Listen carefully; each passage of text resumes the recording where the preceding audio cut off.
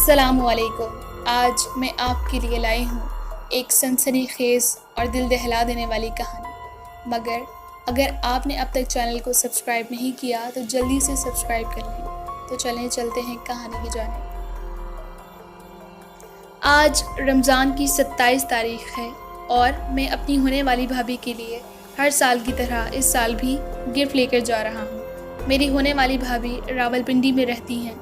ان کا نام زاہدہ ہے۔ بہت ہی پیاری، اپنی مٹی کے رنگ پر تخلیق کردہ ایک نرم و نازک اور شرمیلی لڑکی ہے۔ میں جب بھی ان کے ہاں جاتا ہوں بہت خلوص کے ساتھ میرا استقبال کرتی ہیں اور ہمیشہ بہنوں کی طرح پیش آتی ہیں۔ اس دفعہ بھی میں نے خاص اہتمام کے ساتھ کپڑوں کا جوڑا اور عید کارڈ انہیں گفٹ کیا۔ میں اپنے گاؤں سے دن کے 2 بجے نکلا۔ میرا خیال تھا کہ روزہ افطار کرنے کے بعد میں فوراً اپنے گاؤں لوٹ آؤں گا اور صبح کالج جاؤں گا، مگر میرا خیال خام ہی رہا۔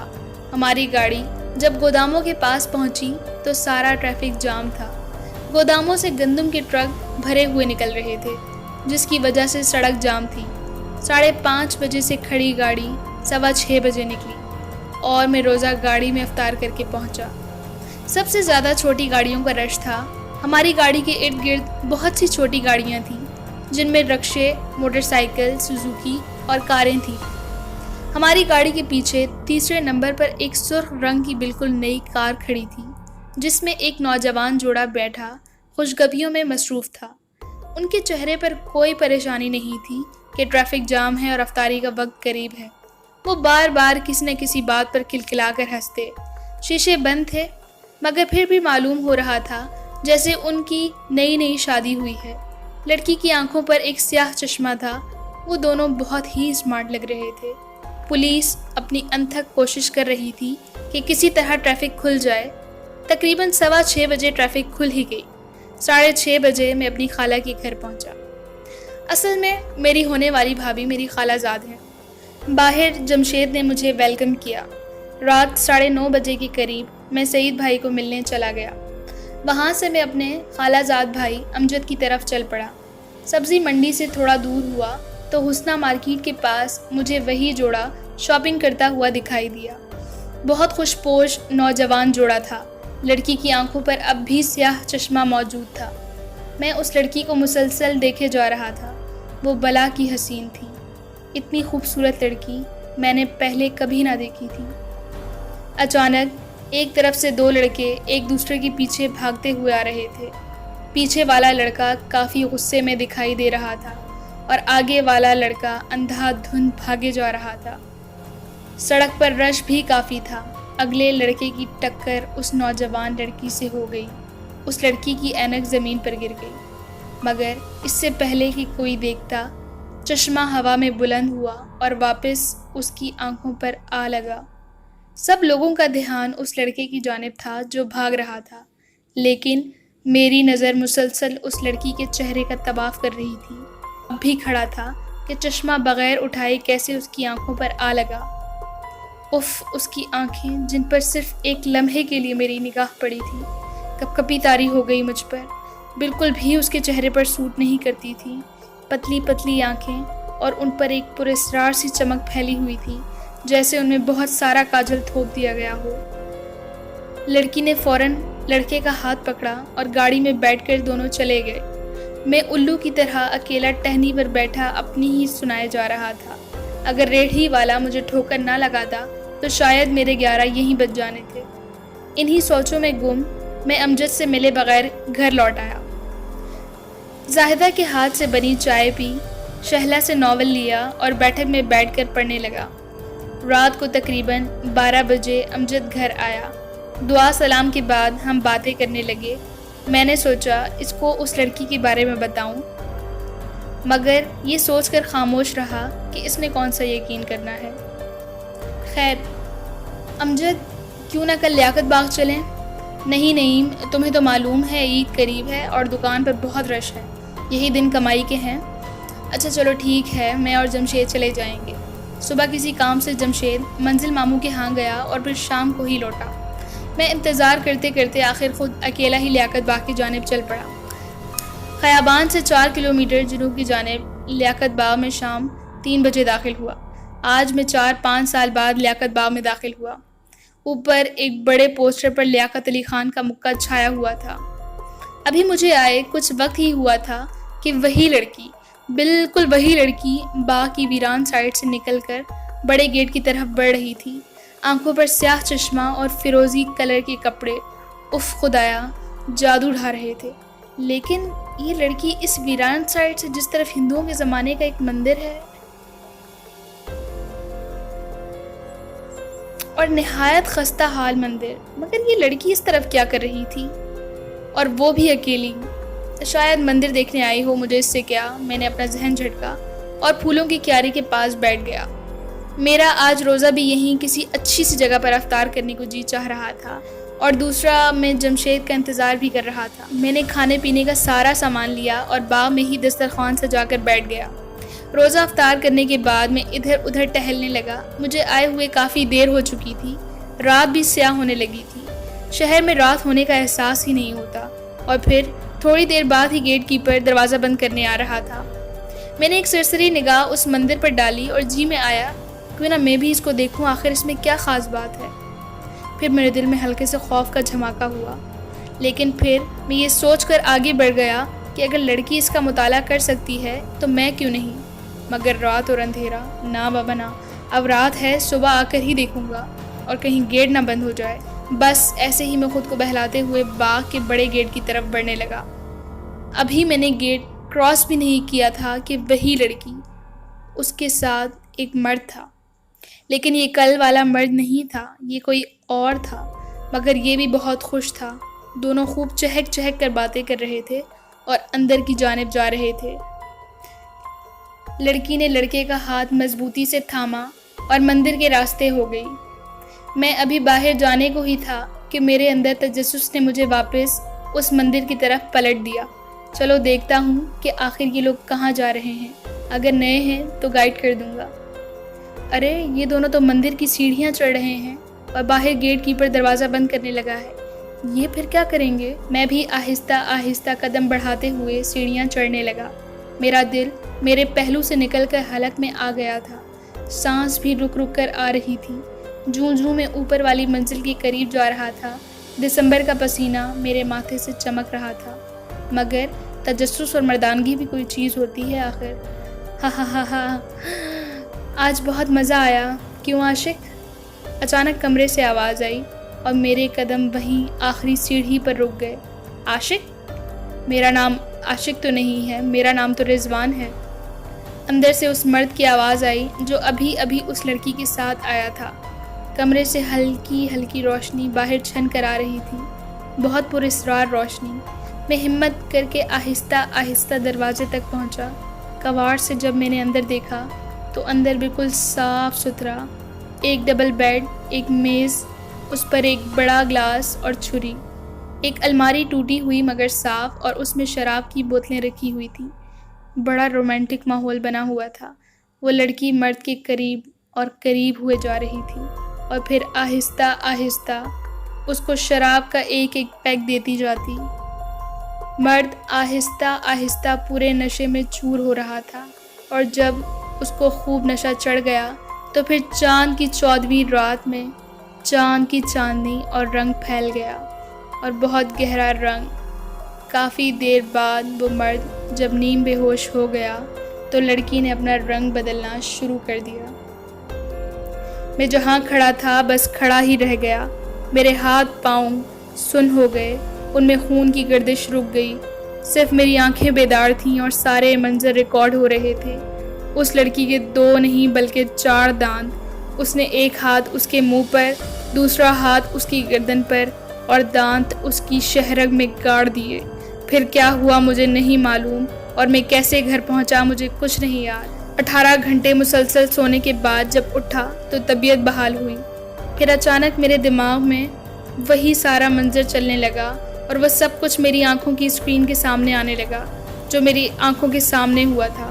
میرے اندر خوف کا غبار چھانے لگا۔ وہ دانت مجھے اپنی شہرگ پر محسوس ہونے لگے، اس کے ہاتھ کا دباؤ مجھے اپنی گردن پر محسوس ہونے لگا، اور پھر میں خوف کے مارے سو گیا کہ شاید اس طرح خوف کم ہو جائے۔ شام کو آنکھ کھلی تو 4 بج چکے تھے۔ فوراً اٹھا، تیاری کی اور گھر کا راستہ لیا۔ جب بس پیر ودھائی کے اڈے سے نکلی تو میں نے خدا کا شکر ادا کیا کہ اب اس چڑیل سے پیچھا چھوٹ گیا۔ عید قریب تھی، بس میں کافی رش تھا۔ میرے ساتھ والی سیٹ پر ایک بوڑھا آدمی بیٹھا ہوا تھا۔ سو کر میں بہت تھک چکا تھا، اب میں بڑا حشاش بشاش محسوس کر رہا تھا۔ جب ٹیکسلا کے قریب بس پہنچی تو بہت سی سواریاں اتر چکی تھیں۔ آگے ٹیکسلا کے اسٹاپ پر بہت رش تھا۔ میرے ساتھ والی سواری بھی اتر چکی تھی۔ میں نے ناول کھول کر پڑھنا شروع کر دیا اور اسی دوران کوئی میرے ساتھ آ کر بیٹھ گیا۔ ایک اجنبی سی نظر جب میں نے ساتھ والی سیٹ پر ڈالی تو میری آنکھیں پھٹنے لگیں۔ یہ تو وہی لڑکی ہے، اب میں کیا کروں؟ شور مچاؤں، چڑیل کہوں؟ مگر یوں تو لوگ مجھے مار مار کر گاڑی سے پھینک دیں گے۔ اور وہ لڑکی دکھنے میں بھی بڑی مہذب دکھائی دے رہی تھی۔ جب بس پشاور موڑ پر رکی کر ایک لیڈیز سیٹ پر بیٹھ گئی۔ جو ہی وہ اپنی سیٹ پر بیٹھی میں چپکے سے اٹھ کر اترنے لگا۔ کنڈکٹر نے مجھ سے پوچھا، صاحب آپ تو ہری پور جا رہے تھے؟ نہیں، مجھے یہاں کام ہے۔ میں فوراً اترا اور پیچھے آنے والی ایک ویگن میں خوش نصیبی سے ایک سیٹ خالی مل گئی۔ میں فوراً بیٹھ گیا اور ایک دفعہ پھر اللہ کا لاکھ شکر ادا کیا کہ اس چڑیل سے میرا پیچھا چھوٹ گیا۔ جب پنڈ جمال خان آیا تو چند سواریاں اتر گئیں۔ اب ویگن میں گنے چنے آدمی ہی رہ گئے تھے۔ سرائے گدائی پر چند سواریاں تھیں۔ ویگن رکی تو وہ اندر داخل ہوئی۔ ایک دفعہ پھر سے میری آنکھوں کے سامنے اندھیرا چھانے لگا۔ ان سواریوں میں ایک لیڈیز سواری تھی اور وہ وہی بس میں چھوڑ کر آ رہا تھا۔ اب اتر بھی نہیں سکتا تھا، گاڑی چل چکی تھی۔ میرے اوسان خطا ہو رہے تھے اور وہ لڑکی بڑے اطمینان سے بیٹھی ہوئی تھی۔ میرا دم گھٹ رہا تھا، ایک مصیبت میرے ساتھ جا رہی تھی، میں کیسے اطمینان سے بیٹھ سکتا تھا؟ 3:30 بجے کے قریب ہم ہری پور پہ اتر گئے۔ وہ لڑکی مجھ سے پہلے اتری اور چوک کی طرف بڑھنے لگی۔ میں نے فوراً دوسرا راستہ اختیار کیا اور گاؤں جانے والی گاڑیوں کے ساتھ اڈے پر ایک گاڑی ابھی نکلی تھی، سواریوں سے لدی ہوئی۔ میں نے فوراً چھلانگ لگائی اور گاڑی کے پیچھے لٹک گیا۔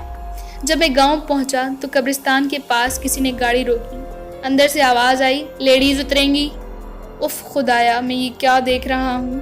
وہی لڑکی اتری اور کرایہ دے کر چلی گئی۔ قبرستان میں سوزوکی میں بیٹھے ہوئے ایک شخص نے کہا، شاید یہ یہاں دعا کرنے آئی ہیں کسی عزیز کی قبر پر، اس کو پہلے یہاں کبھی نہیں دیکھا۔ میں بھی جب اترا اور کرایہ ڈرائیور کو دینے لگا تو اس نے لینے سے انکار کر دیا اور کہا کہ وہ لڑکی جو تم سے پہلے اتری ہے تمہارا کرایہ دے گئی ہے۔ کیا؟ میرے منہ سے بے اختیار نکلا، خدایا یہ کیسی مصیبت ہے جو میری جان کو آ گئی ہے، میری جان ہی نہیں چھوڑ رہی۔ یا اللہ مجھے اپنی حفاظت میں رکھنا۔ موسم بڑا ابر آلود ہے، آہستہ آہستہ یک بستہ ہوائیں اپنا روب جما رہی تھی۔ بار بار ٹھنڈی ہواؤں کا تھپڑ منہ پر آ کر لگتا تو خون جمتا ہوا محسوس ہوتا۔ کھیتوں کی پگڈنڈیوں سے ہوتا ہوا میں گھر پہنچا تو مغرب کی اذان ہو رہی تھی۔ مجھے آئے ہوئے 1 گھنٹہ ہی گزرا ہوگا کہ تیز ہواؤں کا سلسلہ طوفان کی شکل اختیار کر گیا۔ بجلی فیل ہو گئی، لیمپ جلا کر کمرے کو بند کیا، کنڈی چڑھا کر سو گیا، مگر نیند بہت دور تھی۔ سونے کی ناکام کوشش کرتا رہا، پھر اچانک خیال آیا کہ کنڈی کو ایک بار دوبارہ دیکھ لوں، کہیں کھلی ہی نہ چھوڑ دی ہو۔ کنڈی کو دیکھا تو وہ لگی ہوئی تھی۔ کچھ اوسان بحال ہوئے، نیند کی گولی کھا کر سو گیا۔ نکمنو آقا میرا تو، آقا میرا تو۔ آج برسوں کی محنت رنگ لا رہی ہے۔ میں کئی ماہ سے تجھے تلاش کر رہی تھی۔ میرے آقا نے تجھ کو میرے کھنڈر تک پہنچایا، میری تجھ تک رہنمائی کی۔ میری قربانیوں کا پھل مجھے ملنے والا ہے۔ مہربان ہے وہ مجھ پر بہت، جس نے تمہیں مجھ تک اور مجھے تم تک پہنچایا۔ میں جا رہی ہوں، پھر آؤں گی، میں جا رہی ہوں۔ کھٹک سی آواز سے میری آنکھ کھل گئی۔ کمرے کی روشنی غائب تھی، دروازہ کھلا ہوا تھا۔ حالانکہ رات کو میں نے 2 بار چیک کیا تھا، دروازہ بند تھا، مگر اب کیسے کھل گیا؟ میں نے اٹھ کر فوراً بتی جلائی تو میری چیخ نکل گئی۔ دروازے سے میرے بیڈ تک پاؤں کے نشانات موجود تھے۔ ہر پاؤں کی 4 انگلیاں تھیں اور ہر انگلی تقریباً 6 انچ سے زیادہ لمبی تھی اور گول گول پاؤں۔ میرے گھر والے میری چیخ سن کر میرے کمرے میں پہنچ گئے اور جب انہوں نے بھی اپنی آنکھوں سے ان پاؤں کے نشان دیکھے تو ان کے بھی اوسان خطا ہو گئے اور سب میری خیریت پوچھنے میں لگ گئے۔ یہ کیا ہوا؟ کون آیا تھا یہاں؟ تم نے چیخ کیوں ماری؟ تمہیں کوئی نقصان تو نہیں پہنچا؟ یہ سب سوال میری سمجھ میں آ تو رہے تھے مگر ان کا جواب میرے پاس موجود نہیں تھا اور میں بے ہوش ہو کر گر گیا۔ 10 بجے جب مجھے ہوش آیا تو سب میرے گرد دائرہ بنائے کھڑے تھے۔ مجھے ہوش میں آتا دیکھ کر خدا کا شکر ادا کرنے لگے۔ میرے سر کی طرف میرے دادا ابو کھڑے تھے، کچھ پڑھ کر پھونک رہے تھے۔ میں جب مکمل ہوش میں آ گیا تو وہ مجھے لے کر اپنے کمرے میں چلے گئے اور مجھ سے ساری رودات کے بارے میں پوچھا۔ میں نے بغیر ہچکچاہٹ ان کو سارا واقعہ جوں کا توں بیان کر دیا۔ اچھا بیٹے، اب تم فکر نہ کرو، اب میں اس چڑیل سے اپنے طریقے سے نمٹ لوں گا۔ تم جاؤ اور جا کر دوپہر کا کھانا کھاؤ، تم نے ناشتہ بھی نہیں کیا۔ اچھا دادا جان، یہ کہہ کر میں باہر نکلا اور سیدھا باورچی خانے میں گیا جہاں ڈھیر سارا کھانا میرا انتظار کر رہا تھا۔ شام کو میں اپنے دوستوں سے مل کر لوٹا تو دادا جان میرے کمرے میں دم کردہ پانی چھڑک رہے تھے۔ مجھے دیکھ کر کہنے لگے، بیٹا اب تم آرام سے سو سکتے ہو، اب کوئی ذی روح تمہارے کمرے میں پھٹک بھی نہیں سکتی، یہ اس کلام پاک کا اثر ہے۔ اچھا اب میں چلتا ہوں، میں نے نماز بھی پڑھنی ہے۔ دادا جان یہ کہہ کر باہر نکل گئے۔ میں نے کورس کی کتابیں اٹھائیں اور پڑھنے بیٹھ گیا۔ رات تقریباً 10:30 بجے دروازہ بند کیا، کنڈی لگا کر درود شریف پڑھ کر سو گیا، لیکن سونا میرے نصیب میں کہاں تھا۔ کسی چیز کے اچانک گرنے سے آنکھ کھل گئی، لائٹ جل رہی تھی، دروازہ بند تھا۔ پھر یہ آواز کہاں سے آئی؟ اچانک چھت کے اوپر کسی کے چلنے کی آواز آنے لگی۔ ایسا معلوم ہوتا تھا کوئی مسلسل چھت پر چکر لگا رہا ہے۔ کافی دیر کے بعد یہ آواز بند ہو گئی۔ دل میں خیال آیا کہ دادا ابو کے پاس چلا جاؤں، مگر یہ سوچ کر بستر سے نہ نکلا کہ وہ چڑیل باہر نکلتے ہی مجھے دبوچ ہی نہ لے۔ میں نے پکا ارادہ کر لیا تھا کہ کل سے دادا ابو کے کمرے میں ہی سوؤں گا۔ صبح ہوتے ہی میں نے ساری داستان دادا جان کو سنائی اور انہوں نے مجھے اجازت دی کہ آج سے میں ان کے کمرے میں سو جاؤں۔ دن بھر دادا جان گھر سے باہر رہے، شام کو لوٹے تو مجھے لے کر اپنے کمرے میں چلے گئے اور ایک گلاس پانی کا لے کر میرے ہاتھوں میں تھما دیا اور کہا کہ ڈرنا نہیں، بس اس کلاس میں دیکھتے جاؤ، پھر مجھ کو بتانا تم نے کیا دیکھا اور اس کا مقصد کیا ہے جو تمہارا پیچھا نہیں چھوڑتی۔ جی دادا جان، ٹھیک ہے، میں بالکل نہیں ڈروں گا۔ شاباش بیٹے۔ دادا جان نے میرے ہاتھ میں گلاس تھما دیا اور خود نیچے بیٹھ گئے اور اوپر لحاف کر کے بالکل دلہن کی طرح گھونگھٹ نکال کر بیٹھ گئے اور میں ایک گلاس میں دیکھنے میں مصروف رہا۔ کافی دیر ہو گئی اور مجھے ابھی تک کچھ دکھائی نہ دیا۔ معلوم نہیں دادا جان نے کس کے بارے میں کہا تھا کہ کوئی آئے گا اور کچھ کہے گا۔ کافی دیر تک دادا جان کچھ پڑھتے رہے۔ اچانک گلاس میرے ہاتھوں میں چٹک گیا اور پانی میرے بازوؤں سے نیچے گرنے لگا۔ میری حیرت کی انتہا ہو گئی کہ یہ گلاس آخر چٹک کیسے گیا۔ دادا جان نے سر اٹھایا اور کہا، اچھا تو اس کا مطلب یہ ہے کہ یہ میری پہنچ سے زیادہ ہے۔ کوئی بات نہیں، اب اس کو میرا مرشد ہی جانے گا۔ کس کو آپ کا مرشد جانے گا دادا جان؟ اس چڑیل کو جو تمہارے پیچھے ہاتھ دھو کر پڑ گئی ہے۔ معلوم ہوتا ہے کوئی پختہ عمر کی چڑیل ہے۔ میں کل ہی جا کر اپنے مرشد سے کوئی عمل سیکھ کر آؤں گا اور پھر دیکھ لوں گا اس کو۔ تم سو جاؤ، اپنے طور پر ایک دفعہ پھر کوشش کرتا ہوں۔ میں نے شکر کیا اور اپنے بستر پر آ کر سو گیا۔ رات کی آخری پہر میری آنکھ دادا جان کی چیخ سن کر کھل گئی۔ کیا دیکھتا ہوں کہ وہی لڑکی، وہی دانت اور وہی انداز، اور اس نے اپنے دانت دادا جان کی گردن میں گاڑے ہوئے ہیں، اور یہ سب میں کیسے دیکھ سکتا تھا؟ میری بھی چیخ نکل گئی۔ دیکھو لڑکے، مجھے تم سے ملنے سے کوئی نہیں روک سکتا۔ اس نے عمل کر کے مجھے مارنا چاہا، تم خود دیکھ لو اس کا حشر۔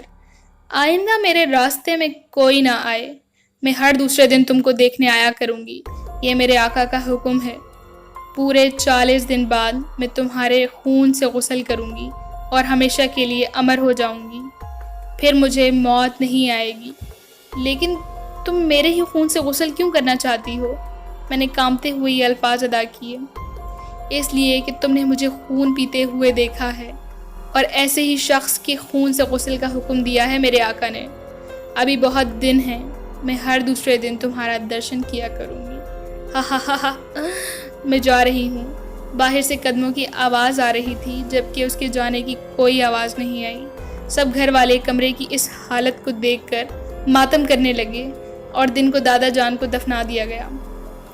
آج رات پھر اس کے آنے کی تھی اور مجھے شام 4 بجے سے ہی پسینہ آنا شروع ہو گیا تھا۔ اچانک میرے ذہن میں ایک ترکیب سوچی اور میں نے سورہ یاسین اور آیت الکرسی دروازے پر لٹکا دی اور پھر درود شریف پڑھتے پڑھتے سو گیا۔ رات اسی وقت پھر کسی کی چھت پر چلنے کی آوازیں آنے لگیں۔ صورتیں اسی طرح لٹکی ہوئی تھیں۔ اچانک ایک طرف دھماکہ ہوا اور کمرے کا کونا ٹوٹ گیا۔ آسمان نظر آنے لگا، وہ بھی نظر آنے لگی۔ اب وہ لڑکی کی شکل میں نہیں بلکہ چڑیل بنی ہوئی تھی۔ اس نے اپنی انگلیوں سے مجھے گردن سے پکڑ کر اٹھا لیا اور کہنے لگی کہ آئندہ ایسی حرکت نہ ہو اور نہ ہی کسی کو میرے بارے میں بتانا، اور پھر وہ اچانک غائب ہو گئی۔ صبح کمرہ ٹھیک کروایا گیا۔ میرے ساتھ ساتھ میرے گھر والے بھی بہت پریشان تھے۔ اسی طرح کرتے کرتے 36 دن ہو گئے۔ اب 4 دن کا فرق رہ گیا تھا میری زندگی کو موت تک پہنچنے میں۔ میرے گھر والے جتنی کوششیں کرتے وہ سب بیکار جاتی۔ کئی بار عامل بابا بلائے گئے مگر وہ سب مکر و فریب نکلے اور پیسے لے کر بھاگ گئے۔ اب تو میں اپنی سانسیں گننے لگا کہ ایک دن میں اتنی سانسیں لیتا ہوں تو باقی 2 دنوں میں کتنی سانسیں رہ گئی۔ اب صرف 2 دن اور 1 رات باقی رہ گئی تھی۔ کچھ سمجھ میں نہیں آ رہا تھا کہ کیا کروں۔ بعض دفعہ میں وصیت نامہ لکھنے بیٹھ جاتا، پھر جھاڑ دیتا۔ اب بھی نہیں مر سکتا میں، یہ کیسے ہو سکتا ہے؟ اشرف المخلوقات اتنی بے بسی سے ان چیزوں سے مر جائے، مجھے کچھ کرنا ہوگا۔ کسی عامل کی تلاش اب ممکن نہیں رہی تھی۔ پھر بھی دن بھر پھرتا رہتا مگر بے سود۔ آخر میں نے ہار مان لی۔ سب گھر والے میرے سامنے تھے لیکن میں کسی کو کچھ نہیں بتا سکتا تھا کہ آج اس گھر میں میری آخری رات ہے۔ میں نے سوچا کیوں نہ قرآن شریف پڑھ لوں، کم از کم اپنی بخشش ہی کروا لوں۔ موت سامنے ہو تو بخشش کا دروازہ بند ہو جاتا ہے، مگر ابھی موت میرے بالکل سامنے نہیں تھی۔ اس کے آنے میں 1 رات اور 1 دن باقی تھا۔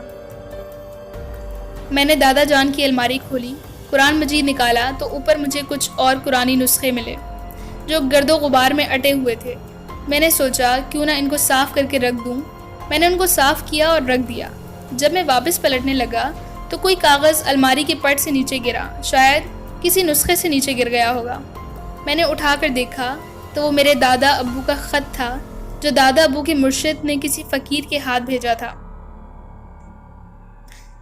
کیونکہ آج تک میں نے اپنے دادا ابو کے مرشد کو صرف 1 بار دیکھا تھا، وہ بھی ان سے کم ہی ملتے تھے۔ بس عقیدت مند زیادہ تھے۔ پیر مرشد جنگلوں اور غاروں میں رہتے ہیں، اس لیے ان کا مستقل کوئی ٹھکانہ نہیں ہوتا، اس لیے ان کو ڈھونڈنا بہت مشکل تھا۔ میں نے کاغذ کو کھولا تو اس میں ایک تحریر لکھی تھی: 1 شوال 1420 جمعۃ المبارک۔ میرے عقیدت مند، جس مسئلے کا ذکر تم نے فقیر ذاکر حسن سے کیا ہے، اس کا حل تمہارے پاس موجود ہے۔ اپنے طور پر معلوم کرو کہ وہ کون ہے جو تمہارے پوتے کے پیچھے پڑ گیا ہے، وہ کیا چاہتا ہے۔ اگر پھر بھی تم کو ناکامی ہو جائے تو پھر وہ درود پڑھنا جو اس کے ساتھ تم کو ذاکر حسن لکھ کر دے گا۔ امید کی ایک کرن پھوٹی مگر جلد ہی ختم ہو گئی۔ اب وہ درود کہاں سے لاؤں؟ کچھ سوچ کر میں نے پھر سے الماری کھولی اور تمام قرآن پاک کھول کر دیکھنے شروع کر دیے۔ شاید اس میں انہوں نے رکھا ہو۔ جب دوسرا قرآن پاک کھولا تو میری مطلوبہ چیز قرآن پاک کے شروع میں ہی رکھی ہوئی تھی۔ میں نے جب پڑھا تو اس میں ایک وظیفہ تھا مگر اس کو 1,00,000 دفعہ پڑھنا تھا، وہ بھی قبرستان میں اکیلے اور ایسی قبر کے پاس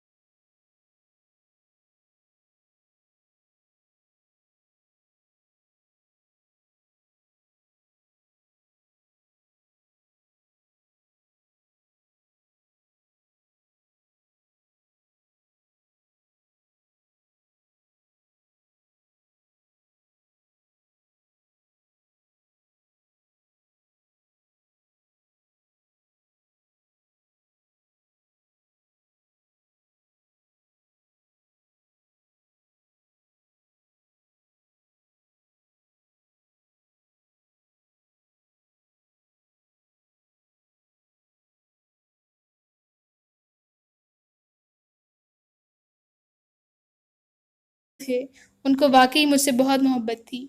آج 17 جنوری 2020 ہے اور مجھے میرے دادا ابو بہت یاد آ رہے ہیں۔ خدا میرے دادا ابو کو جنت الفردوس میں اعلیٰ مقام دے اور ہمیں صبر دے، آمین۔